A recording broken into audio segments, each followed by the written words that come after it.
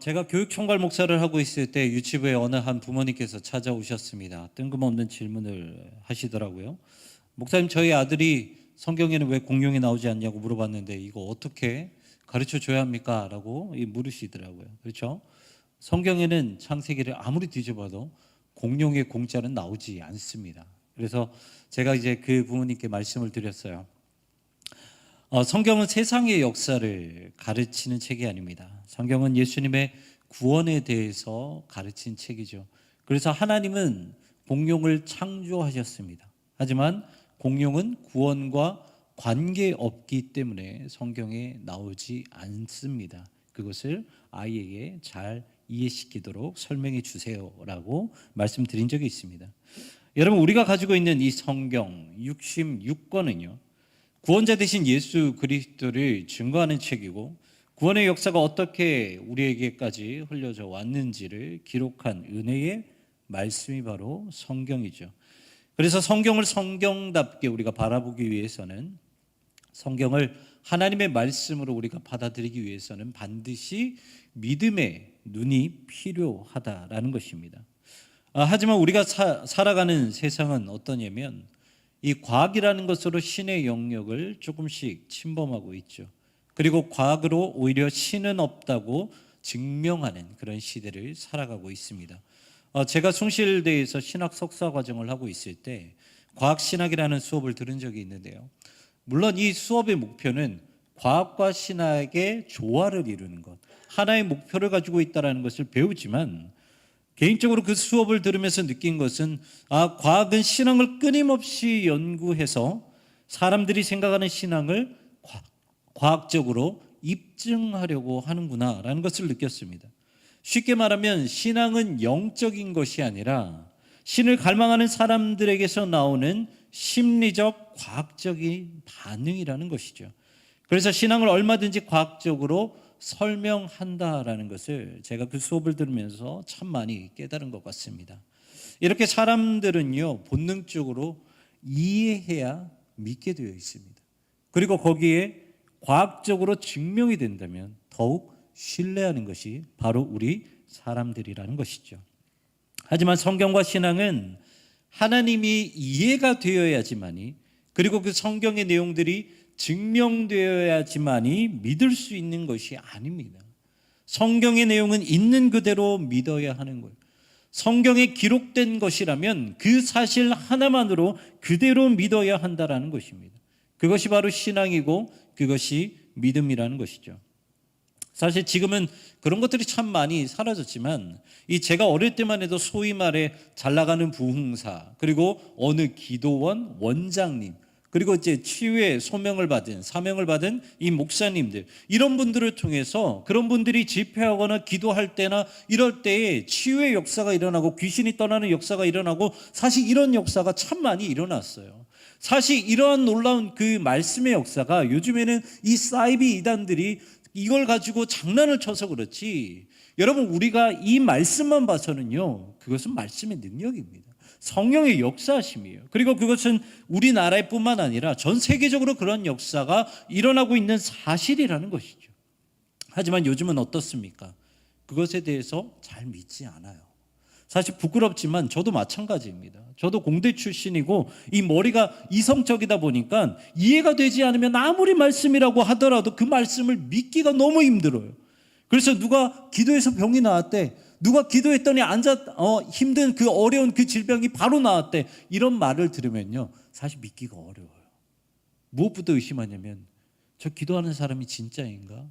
정통 교단에 속했나? 정말 제대로 된 그리스도인인가? 저도 모르게 그것을 의심하게 된다는 것이죠. 물론 분별하고요, 물론 확인하는 것도 중요합니다. 하지만 성경은 우리에게 분명하게 말씀을 하고 있어요. 주님을 믿는다면 치유의 역사, 회복의 역사, 귀신이 떠나가는 역사가 일어날 것이다. 성경은 우리에게 분명하게 그것을 말씀하고 계시다라는 것입니다. 여러분, 성경은요 우리에게 무슨 고차원적인 믿음을 요구하지 않으세요. 어떻게 했을 때 내가 믿음으로 역경을 이겨낼까, 단계별로 어떤 믿음이 필요하고 또 어떠한 순서대로 내가 그런 말씀의 훈련을 배워야 할까, 성경은요 그런 것들을 우리에게 가르쳐주고 있지 않아요. 성경이 우리에게 말씀하시는 것은 기본적인 믿음을 우리에게 말씀하고 있다는 것이죠. 너희가 하나님의 능력을 믿느냐, 하나님께 기도하면 육신의 질병, 마음의 질병, 인생이 회복되고 은혜 받고 성령의 역사가 일어난다라는 것을 너희는 믿느냐? 성경은 이런 기본적인 믿음을 우리에게 요구하고 있다는 것입니다. 오늘 본문은요 귀신 들린 아들을 고치기 위한 한 아버지가 등장합니다. 아들은 어릴 적부터 참 중한 병을 앓아온 것 같아요. 오랜 기간 가족이 아프면 가족은 거의 반 의사가 되어 있죠. 병을 잘 치료하는 병원은 어디인지, 그리고 그 부분에 있어서 유명한 의사는 누구인지, 식습관은 어떻게 해야 되는지, 또 운동은 어떠한 운동이 중요한지 웬만하면 이것저것 많이 알아보기 때문에 많은 지식을 알게 되죠. 왜 이렇게까지 알아볼까요? 사랑하는 가족이기 때문이에요. 사랑하는 아들이 낫기를 간절히 바라기 때문에 돈을 들이고 시간을 들이고 정성을 들여서 모든 것을 다 알아보죠. 본문에 나오는 아버지도 얼마나 많은 것을 알아봤을까요? 그래서 어느 날 그것을 알게 됩니다. 아, 예수라는 사람이 고치지 못하는 병이 없구나. 그래서 예수님이라는 분을 찾아가 봐야지. 그리고 예수님을 드디어 만납니다. 그리고 예수님께 제발 자신의 아들을 고쳐달라고 간구하죠. 22절의 말씀에 이렇게 기록되어 있습니다. 귀신이 그를 죽이려고 불과 물에 자주 던졌나이다. 그러나 무엇을 하실 수 있거든 우리를 불쌍히 여기사 도와주옵소서. 지금 이 순간 이 아버지만큼 간절한 사람이 또 있을까요? 그런데요, 예수님은 이 아버지의 간절한 바람에도 아들을 고쳐주지 않으셨어요. 23절 말씀입니다.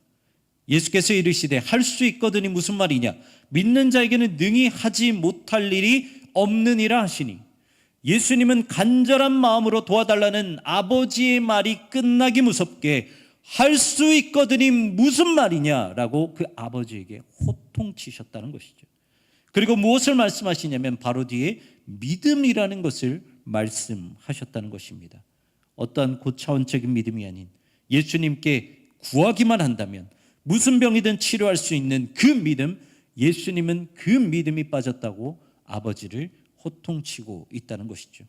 여러분, 우리의 신앙을 한번 되돌아봤으면 좋겠습니다. 우리는 예배 때마다 환우들을 위해서 기도해요. 주일에도 기도하고요, 수요일에도 기도하고요, 금요일에도 기도하고요. 날마다 빠짐없이 예배 때마다 우리 사랑하는 환우들을 위해서 기도합니다. 그리고 그때마다 우리는 날마다 아멘으로 고백하죠. 하나님께 아멘으로 응답합니다. 여러분, 아멘이 무슨 의미입니까? 내가 진실로 그렇게 되기를 믿습니다라는 말이 아멘의 의미예요. 간절히 바랍니다라는 말이 아멘이 아니고요, 그렇게 믿습니다라는 것이 아멘이라는 거예요. 그렇다면 여러분들에게 질문해 보겠습니다. 여러분들은 간절한 마음으로 아멘 하십니까? 아니면 예수님께 진짜 치유의 능력이 있으니 주님께 기도하면 반드시 회복시켜 주실 것이라는 믿음이 있어서 아멘이라고 고백하십니까? 이 종이장 한 장 차이밖에 되지는 않지만 결과는 완전히 다르게 된다는 거예요. 여러분, 오늘 이야기를 보십시오. 솔직히 아들이 치유받는데 부족한 것이 무엇이 있습니까? 없어요. 그냥 우리가 말씀을 쭉 읽어보면요, 부족한 것이 하나도 없습니다. 오히려 예수님은요, 아들에게 필요한 은혜를 모든 것을 이미 준비해 놓으셨어요. 오늘 본문에 말씀하시죠. 아들은 어릴 적부터 아팠다라고 기록하고 있습니다. 우리는 이 사실만 봐도 마음이 아파요. 하지만 저는요, 이것도 은혜라고 생각을 합니다. 아들은 언제 쓰러질지도 모르고요, 어디에서 쓰러질지도 몰라요. 오늘 본문의 말씀처럼 불에서 쓰러질 수도 있고 물에서 쓰러질 수도 있어요. 그렇게 되면 당장 죽을 수도 있습니다. 하지만 주님은 그 아이를 죽이지 않으셨어요. 아들의 인생이 고통으로 끝날 수도 있었는데 예수님은 당신을 만날 은혜를 그 아들의 인생에 준비시켜 놓으셨다는 것이죠. 여러분, 고통을 겪는 사람이 예수님을 만나지 못하고 그냥 고통스럽게 마무리를 한다면 얼마나 마음이 아픕니까? 하지만 예수님은 아들을 쓰러진 채로 그냥 내버려 두지 않으셨다는 거예요. 그리고 또 한 가지는 아버지가 아들을 데리고 예수님을 만나러 왔을 때 예수님은 어디 계셨습니까? 땅에 계시지 않으셨어요. 변화산 위에 계셨습니다. 변화산 위에는 어떤 일이 일어납니까? 예수님이 찬란한 옷으로, 영광의 옷으로 갈아입으시고 옆에는 엘리야, 그리고 또 한쪽에는 모세가 등장합니다. 얼마나 그 모습이 찬란했을까요? 그래서 함께 올라간 베드로 그 제자는 주님, 이곳이 좋사오니 당신을 위하여, 엘리야를 위하여, 베드로를 위하여 천막을 치게 하소서. 어떻게 보면요, 예수님은 변화산에서 내려오지 않으셨을 수도 있다는 거예요. 하지만 예수님은 산 위에 있는 제자들이 아니라 산 아래에 있는 귀신 들린 아이를 보고 계셨다는 것이죠. 무슨 말입니까? 예수님은 이미 그 아이에게 마음이 있으셨다는 거예요. 그래서 변화산 위에서 장막을 치지 않으시고 아파하는 아이를 위해서, 예수님을 찾아 헤매는 당신의 백성들을 위해서 저 위에 변화산 위가 아니라 땅 가운데 내려오셔서 산 아래에 장막을 치셨다라는 것이죠. 여러분, 이렇게 아들이 치유받기 위한 모든 준비가 마무리되어 있습니다. 예수님의 은혜가 준비되어 있죠. 예수님의 능력이 준비되어 있죠. 그리고 간절한 하나님 그 아버지의 마음도 준비되어 있어요. 그러면 여러분, 이제 무슨 일만 일어나면 됩니까? 아들이 치유받기만 하면 되는 거예요. 그런데 이 모든 것이 준비되어도 아들이 치유가 되었습니까? 치유되지 않았다는 거죠. 왜요? 믿음이 빠졌기 때문에. 가장 기본적인 믿음이 빠졌기 때문에 예수님은 치유의 역사를 일으키지 않으셨다는 거예요. 사랑하는 성도 여러분, 예수님은요, 성경을 통해 우리에게 한결같이 말씀하고 계십니다. 간절한 마음으로 그치지 말고 믿어라. 내가 치료자다. 내가 능력의 하나님이다. 나는 모든 것을 할 수 있는 전지전능한 존재이다. 그러니 그것을 믿어라. 주님은 우리에게 끊임없이 이 사실을 성경을 통해 말씀하고 있다는 것입니다. 다시 한번 23절 말씀을 우리 한 목소리로 한번 읽어보도록 하겠습니다. 함께 읽겠습니다. 예수께서 이르시되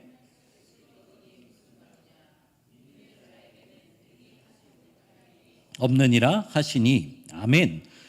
이렇게 예수님의 말씀을 듣고 드디어 아버지가 깨닫게 되죠. 아, 믿음이었구나. 그냥 간절한 마음만 있어서는 되는 것이 아니라 예수님이라면 할 수 있다라는 그 믿음이 필요했구나라는 것을 깨달았습니다.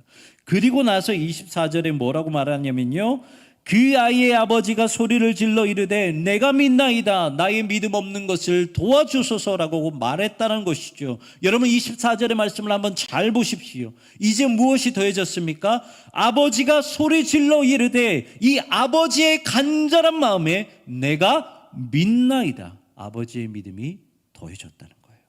그때 어떤 역사가 일어납니까? 25절 말씀입니다. 예수께서 그 더러운 귀신을 꾸짖어 이르시되 말 못하고 못 듣는 귀신아, 내가 내게 명령하노니 그 아이에게서 나오고 다시 들어가지 말라.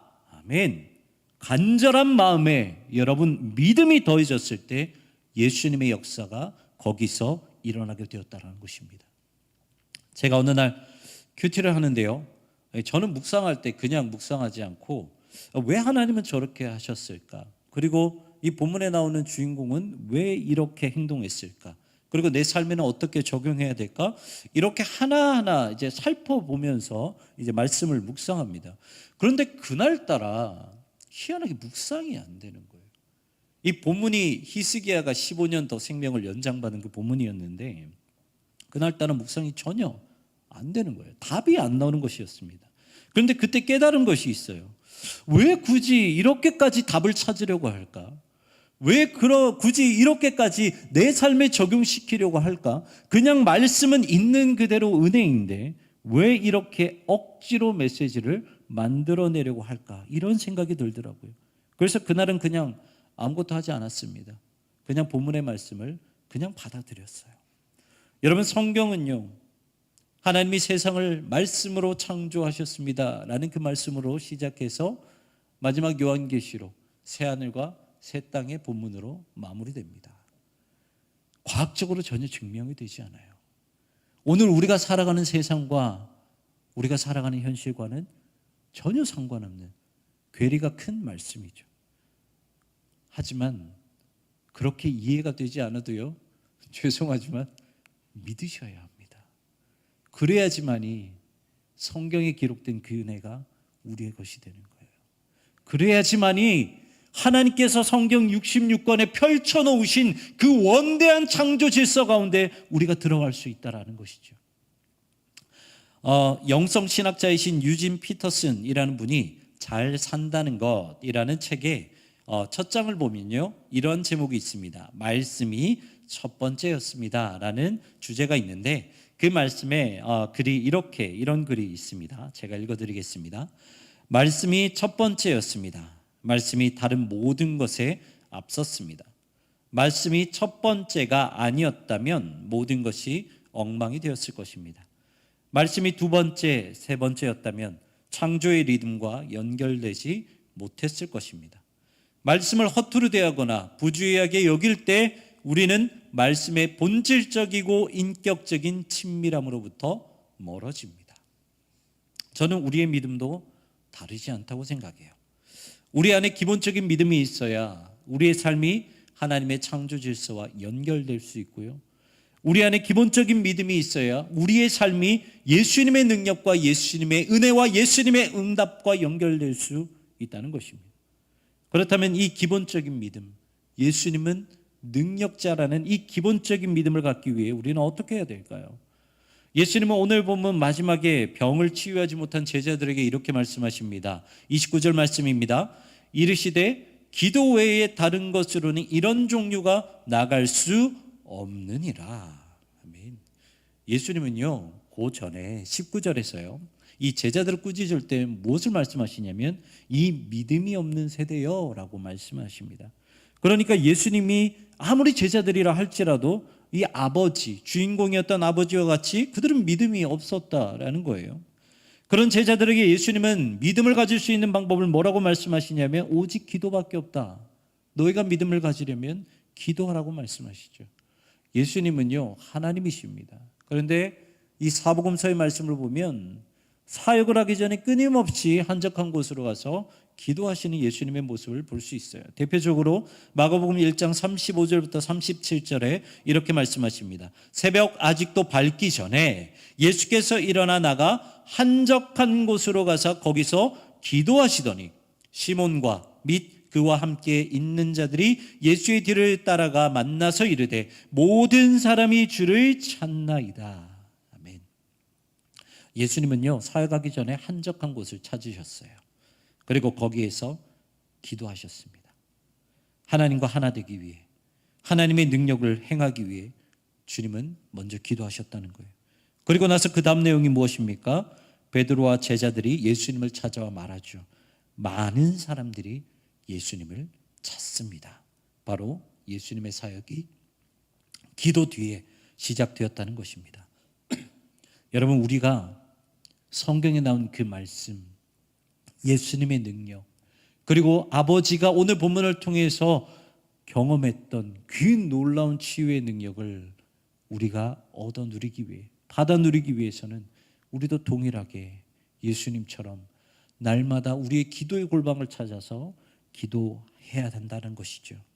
사랑하는 성도 여러분, 예수님의 능력이 우리 안에 이루어지기 위해서는요, 간절한 마음으로 그치셔서는 안 됩니다.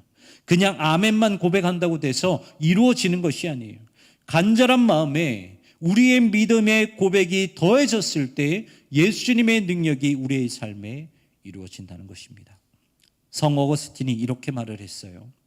믿음은 보이지 않는 것을 믿는 것이요, 이 믿음이 가져다 주는 보상은 믿는 것을 보게 되는 것이다. 여러분, 예수 안에 치유의 능력이 있다는 것을 과학적으로 증명할 수는 없습니다. 그냥 말씀에 기록되어 있기 때문에 우리의 눈에 보이지 않는다 하더라도, 우리가 만질 수 없다 하더라도 있는 그대로 믿는 거예요. 하지만 그 말씀을 믿었을 때 어떻게 됩니까? 우리가 믿은 것, 바로 치유의 역사가 우리의 삶에서 펼쳐지게 된다는 것이죠. 이것이 신앙의 기본이고 이것이 바로 믿음입니다. 이 귀한 믿음, 말씀에 기록된 것을 있는 그대로 믿는 믿음이 여러분 안에서 날마다 풍성하게 넘치기를 소망합니다. 그리고 치유와 회복과 구원의 역사가 여러분의 삶에 날마다 이루어지시기를 주님의 이름으로 축원합니다.